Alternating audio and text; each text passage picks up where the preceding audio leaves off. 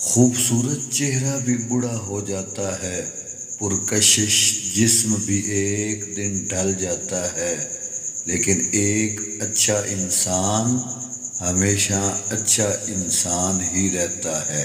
رشتوں کو وقت دو، تاج محل دنیا نے دیکھا ہے، ممتاز نے نہیں۔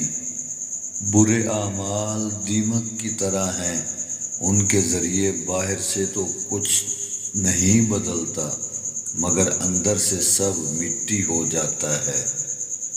لوگ کہتے ہیں حیا آنکھوں میں ہونی چاہیے، پر میرا خیال ہے کہ حیا کردار میں زیادہ ہونی چاہیے، کہ آنکھیں کبھی بھٹک بھی جائیں تو مضبوط کردار آنکھوں پہ قابو پا ہی لیتا ہے۔